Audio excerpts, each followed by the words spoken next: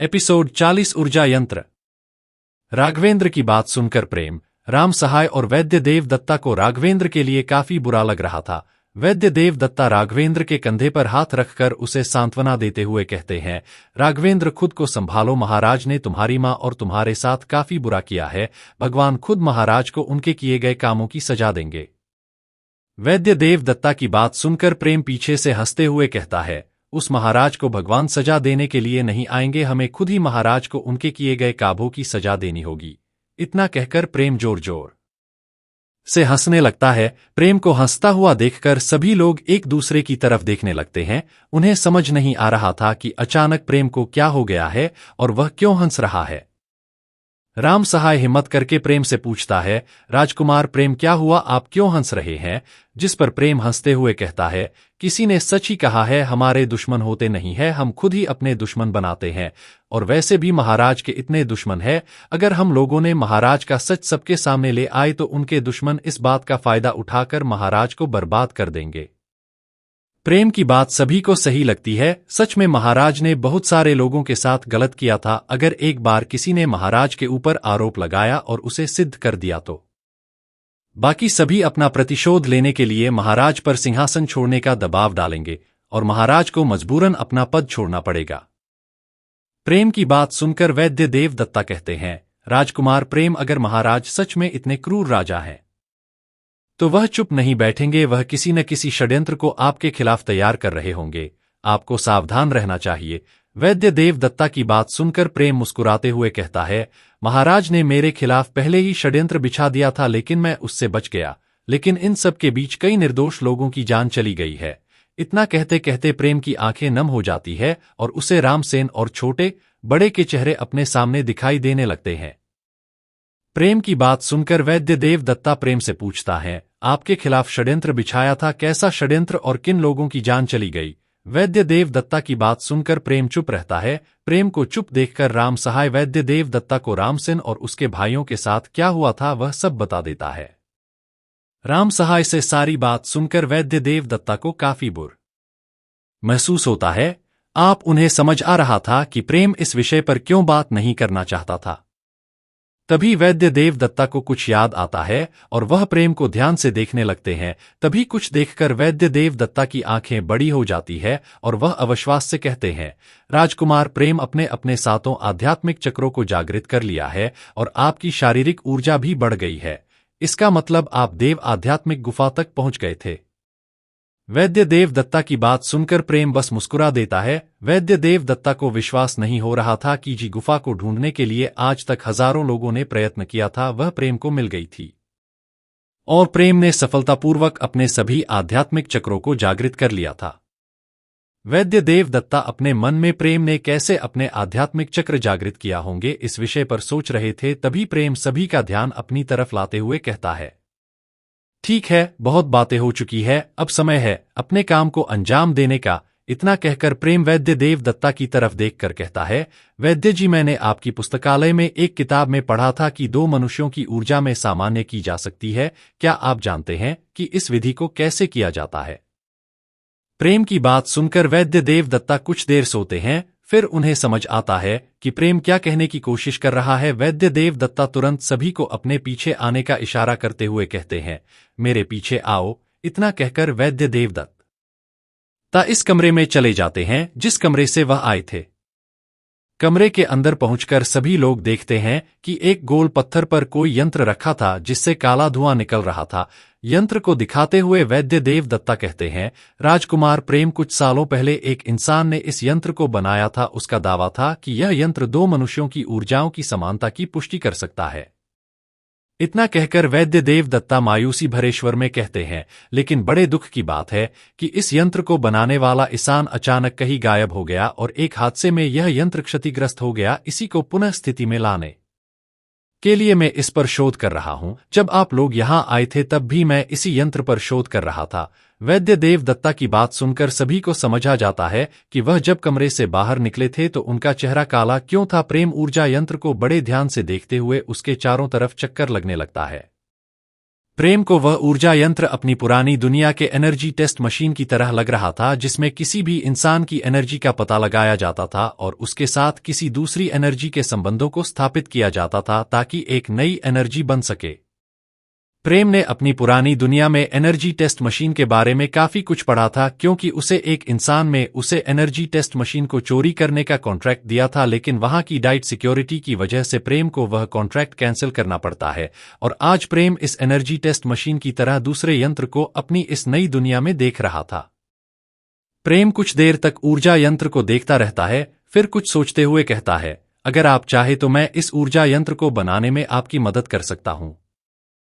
प्रेम की बात सुनकर वैद्य देव दत्ता पहले तो यकीन नहीं होता है, लेकिन फिर प्रेम के बारे में सोचते हुए उन्हें याद आता है कि प्रेम ने ऐसे ऐसे काम कर रहे थे, इसके बारे में आज तक किसी ने सोचा भी नहीं था। इसीलिए वैद्य देव दत्ता आंखों में चमक लेकर उत्साह से प्रेम की तरफ देखते हुए पूछते हैं, राजकुमार प्रेम, क्या आप सत्य कह रहे हैं?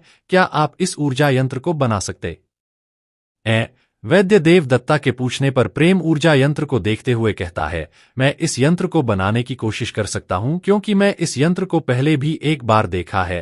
प्रेम की बात सुनकर वैद्य देव दत्ता उत्साहित होते हुए पूछते हैं, आपने इस ऊर्जा यंत्र को कहाँ देखा था और क्या यह उस वक्त कार्य कर रहा था?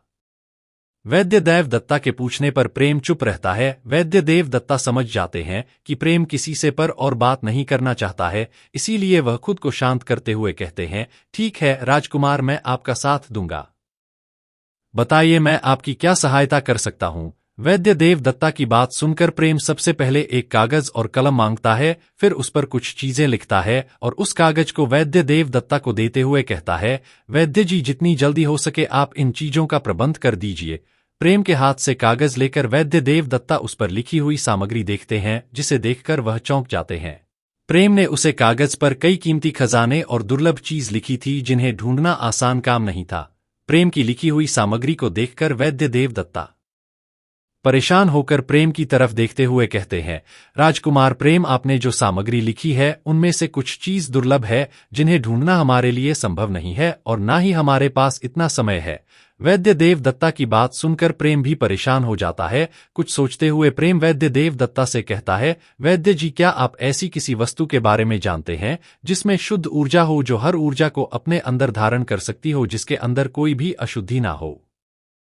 प्रेम की बात सुनकर वैद्य देव दत्ता कुछ सोचते हुए कहते हैं, जहां तक मैं जानता हूं, शुद्ध ऊर्जा उन लोगों की होती है जो शक्तियों के शिखर पर पहुंच जाते हैं, लेकिन ऐसे लोग कभी किसी के सामने नहीं आते हैं। इसके सिवा मैं ऐसी कोई भी वस्तु को नहीं जानता हूं जिसके अंदर शुद्ध ऊर्जा हो। वैद्य देव दत्ता की बात खत्म होते ही पीछे से राम सहाय की आवाज आती है, राजकुमार प्रेम, शुद्ध ऊर्जा केवल देवी खजाने में ही होती है और एक दैविक खजाना हमारे राज्य में ही है, वह है राजहंस मोती। राम सहाय की बात सुनकर राघवेंद्र निराशा में अपना सर हिलाते हुए कहता है, लेकिन राजहंस मोती सच्ची खजाना है और महाराज कभी भी राजहंस मोती को हमें नहीं देंगे। राघवेंद्र की बात सुनकर राम सहाय बस मुस्कुरा देता है। उसे पता था कि अब आगे क्या होने वाला है। तभी प्रेम अपनी भंडारण अंगूठी से राजहंस मोती को बाहर निकलते हुए कहता है, क्या यह वही राजहंस मोती है? प्रेम के हाथों में सोने की तरह चमकता हुआ राजहंस मोती देखकर वैद्य देव दत्ता, राघवेंद्र दोनों की आंखें कुछ पल के लिए धुंधली हो जाती है। कुछ देर तक राजहंस मोती को देख लेने के बाद राघवेंद्र अविश्वास से कहता है, क्या राजकुमार प्रेम, आपने इसे भी ले लिया है? असल में राघवेंद्र प्रेम की आदत को थोड़ा थोड़ा समझने लगा था। प्रेम ने जिस तरह रामसेन से झूठ बोलकर उसकी चीज ली थी, उसे हिसाब से राघवेंद्र इतना तो बता सकता था कि यह राजहंस मोती भी प्रेम ने इस तरीके से लिया होगा। राघवेंद्र के कहने पर प्रेम मुस्कुराते हुए अपना सर हाँ में हिला देता है। फिर वैद्य देव दत्ता को कुछ और सामग्री लाने को कहता है। प्रेम ने इस बार जो सामग्री बताई थी वह आसानी से राज्य में उपलब्ध थी, इसीलिए कुछ ही देर में प्रेम की बताई हुई सारी सामग्री वैद्य देव दत्ता अपने आदमी को भेजकर मंगवा लेते हैं। अपने उपयोग में आने वाली सामग्री को देखकर प्रेम के चेहरे पर शांति के भाव आ जाते हैं। इसके बाद प्रेम सभी को बाहर भेज देता है। सभी को 12 भेजने के बाद प्रेम शांति से ऊर्जा यंत्र को देखने लगता है। सब कुछ चेक करने के बाद प्रेम अपना कार्य शुरू कर देता है। लगातार एक दिन तक ऊर्जा यंत्र पर काम करने के बाद आखिरकार प्रेम को अपने कार्य में सफलता मिल जाती है। इस बीच कई बार कमरे के अंदर से विस्फोट की आवाज आती है और कई बार प्रेम के चिल्लाने की भी आवाज आती है। लेकिन प्रेम के आदेश के कारण कोई भी कमरे के अंदर प्रवेश नहीं करता है। जिस वक्त प्रेम का कार्य पूरा होता है, प्रेम उत्साहित होते हुए कहता है, आखिरकार मेरी मेहनत रंग लाई, यह ऊर्जा यंत्र बन गया है, अब महाराज का खेल खत्म हो जाएगा। ऊर्जा यंत्र सफलतापूर्वक बना लेने के बाद जब प्रेम कमरे का दरवाजा खोलकर बाहर आता है तो प्रेम की हालत देखकर सभी लोग परेशान हो जाते हैं, क्योंकि प्रेम का चेहरा किसी अंधेरी काली रात की तरह काला था और उसके सर के बाल भी काफी जल चुके थे। प्रेम की हालत देखकर राम सहाय चिंतित स्वर में प्रेम से पूछता है, राजकुमार क्या आप ठीक हैं? जिस पर प्रेम मुस्कुराते हुए कहता है, चिंता करने के लिए शुक्रिया राम सहाय, लेकिन मैं ठीक हूं। इतना कहकर प्रेम सभी को अंदर आने का इशारा करते हुए कहता है, आप सभी अंदर लिए, मुझे आपको कुछ दिखाना है। प्रेम के कहने पर सभी लोग उसके पीछे कमरे के अंदर चले जाते हैं। कमरे के अंदर जाते ही उन्हें सामने गोल पत्थर पर एक नया यंत्र दिखाई देता है जो पहले से बिल्कुल अलग था। असल में प्रेम ने राजहंस मोती को ऊर्जा यंत्र के बीच में स्थापित कर दिया था और उसके ऊपर एक पारदर्शी दर्पण रख दिया था जिस पर इंसान अपने और रक्त की बूंद डालकर रक्त संबंध परीक्षण कर सकता था। ऊर्जा यंत्र को पहले से अलग देखकर वैद्य देवदत्ता परेशान होकर प्रेम से पूछते हैं, राजकुमार प्रेम क्या आपको पूरा यकीन है कि यह यंत्र कार्य करेगा? कहीं आपने कोई दूसरा यंत्र तो नहीं बना दिया? असल में जब प्रेम ने वैद्य देवदत्ता से ऊर्जा यंत्र ठीक करने की बात कही थी तब वैद्य देवदत्ता को प्रेम की बात पर विश्वास नहीं था, लेकिन उसके द्वारा किए गए कामों को याद करके ना चाहते हुए भी वैद्य देवदत्ता प्रेम को ऊर्जा यंत्र ठीक करने की इजाजत दे देते हैं। वैद्य देवदत्ता की बात सुनकर प्रेम मुस्कुराते हुए कहता है, आप निश्चिंत रहिए, यह ऊर्जा यंत्र पूरी तरह से ठीक है और यह अपना कार्य सही से करता है, बस हमें इसका एक बार परीक्षण करना होगा। प्रेम की बात सुनकर वैद्य देवदत्ता तेज आवाज में प्रेम से कहते हैं, क्या तुमने बिना परीक्षण के इस यंत्र का निर्माण किया है? इस पर प्रेम अपना सर हाँ में हिलाते हुए कहता है, हाँ, मेरे पास परीक्षण करने का समय नहीं था। प्रेम की बात सुनकर वैद्य देवदत्ता के साथ साथ वहां पर खड़े राम सहाय और राघवेंद्र भी हैरान हो जाते हैं। राम सहाय को यह तो पता था कि प्रेम एक प्रतिभाशाली व्यक्ति है, लेकिन उसने कभी उम्मीद नहीं की थी कि प्रेम बिना परीक्षण के किसी यंत्र को बना देगा। सभी के मन में चल रहे ख्यालों से अनजान प्रेम मुस्कुराते हुए राम सहाय की तरफ देखकर कहता है, राम सहाय जाओ और 2 लोगों को ले आओ जो रिश्ते में पिता और पुत्र हों, क्योंकि तभी हम इस ऊर्जा यंत्र का सफल परीक्षण कर सकते हैं। प्रेम के कहने पर राम सहाय वैद्य देवदत्ता के घर से चला जाता है और 2 लोगों को ले आता है। राम सहाय के साथ जो 2 लोग आए थे उनके चेहरे देखकर साफ पता चल रहा था कि उन्हें उनके बिना मर्जी के यहाँ लाया गया है। प्रेम राम सहाय के पीछे खड़े 2 लोगों को देखता है और बिना देरी के उनके हाथ पर एक कट लगाकर कुछ खून एकत्रित कर लेता है और उन्हें वापस भेज देता है। वापस जाने की बात सुनकर दोनों लोग प्रेम को अपने मन में गालियां देते हुए वहां से चले जाते हैं। उन दोनों के जाते ही प्रेम उन दोनों लोगों के रक्त की एक एक बूंद ऊर्जा यंत्र के ऊपर डाल देता है और थोड़ी दूर जाकर खड़ा हो जाता है। सो गाइस, आज के लिए इतना ही। चलो मिलेंगे एक नए चैप्टर के साथ, तब तक अपना और अपने परिवार का ख्याल रखिए। आपका दिन शुभ हो। To be continue, please read more to the next chapter.